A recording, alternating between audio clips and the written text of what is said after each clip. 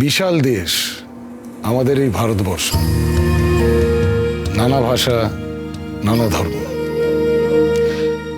তবে এই দেশের মূল বা আদি ভাষা একটাই, সংস্কৃত।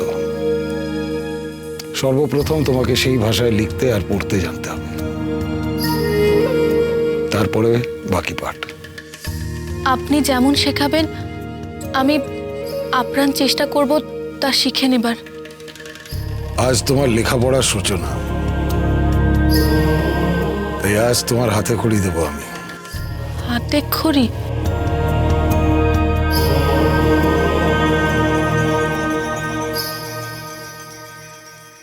হ্যাঁ মা।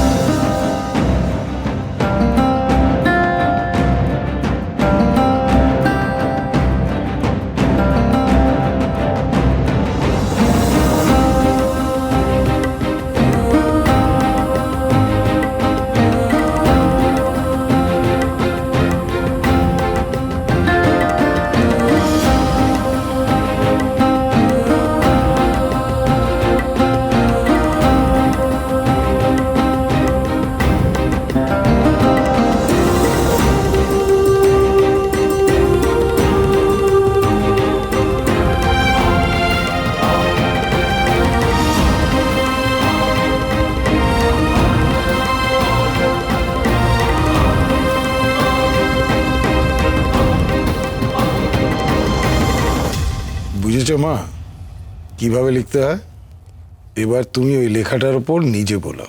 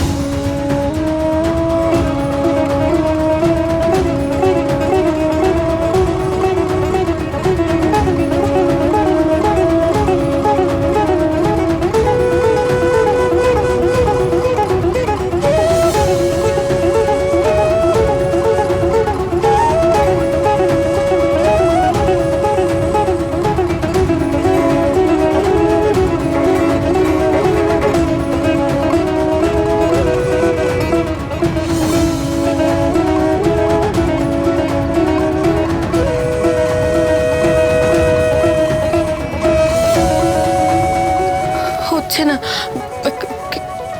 কিছুতেই হচ্ছে না। তুমি যেমন করে আলপনা আঁকো তেমন করে ছবি আঁকার মতো অক্ষরের ওপর আঙ্গুলটা বোলাও, তাহলেই পারবে।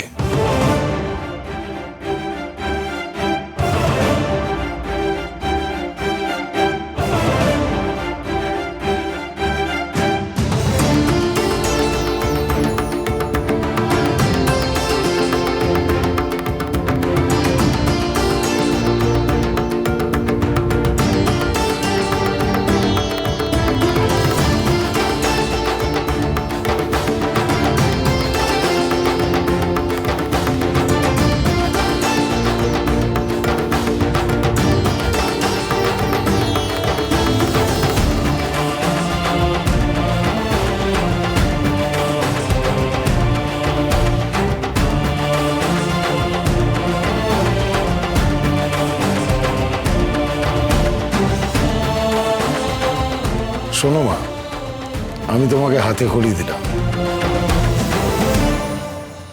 তোমাকে বাকি পাঠ দেবে নিশি।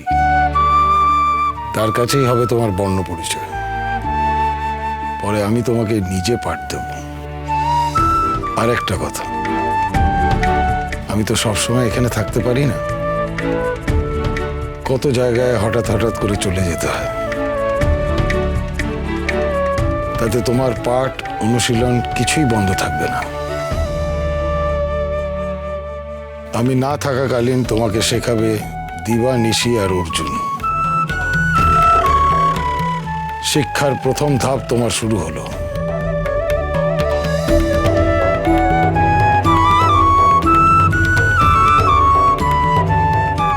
এখন যাও, এটা নদীতে ফেলে দিয়ে এসো।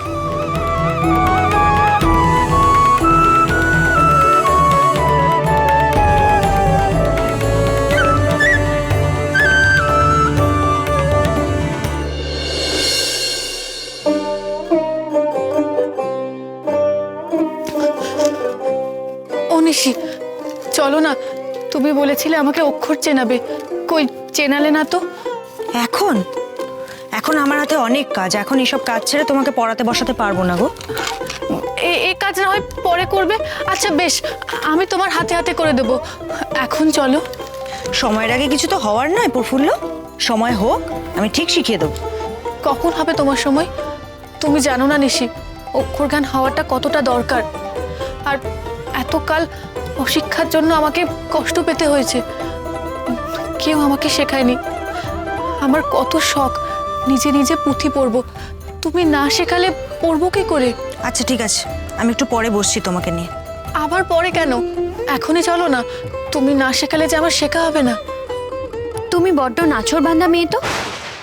তোমাকে না একবার বললো নিশি যে আমি একটু পরে যাচ্ছি, কানে শুনতে পেলে না কথাটা?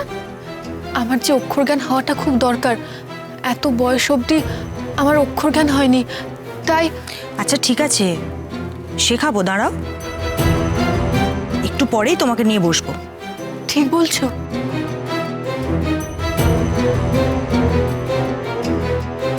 প্রফুল্ল মা, ঠাকুর আপনাকে ডাকছেন, উনি পুঁথি ঘরে আছেন, আপনার জন্য অপেক্ষা করছেন।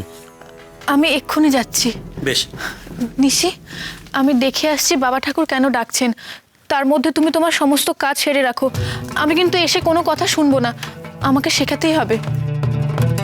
তোমাকে ঠাকুর ডাকছেন, তুমি আগে ওখানে যাও তো।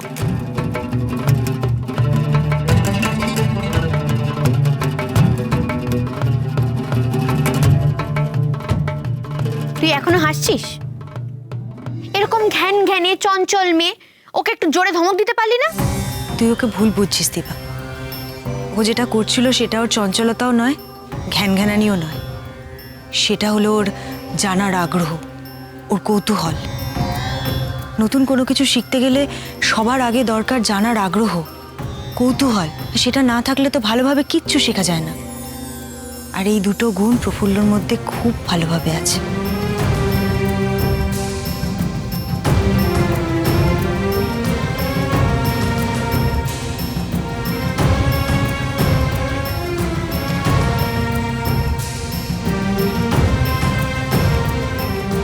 কি হলো মা, তুমি হাঁপাচ্ছ কেন?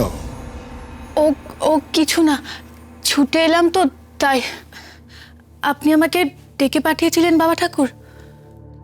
হ্যাঁ মা, তুমি কি করছিলে? আমি নিশির কাছে অক্ষর জ্ঞান নেবার চেষ্টা করছিলাম। বাবা, বেশ, এসো মা, ভেতরে এসো।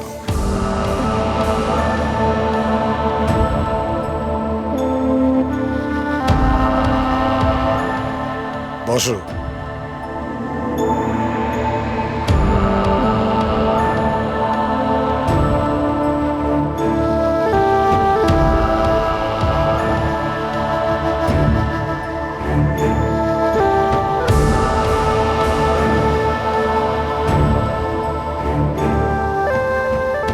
এত পুঁথি? হ্যাঁ মা, এটা হলো পুঁথিঘর। যার যখন যেটা পড়তে ইচ্ছে হয় এসে এখান থেকে পুঁথি নিয়ে যায়, আবার পড়া হয়ে গেলে ফেরত দিয়ে যায়। অক্ষর জ্ঞান হলে আমিও নিতে পারবো? কেন পারবে না মা? তোমার যখন যে পুঁথি পড়ার ইচ্ছে তুমি এখান থেকে নিয়ে যেতে পারো। যা পুঁথি পড়তে চাও তুমি সব এখানে পাবে। এই ধরো কালিদাস, বাণভট্ট, ভবভূতি থেকে বিদ্যাপতি,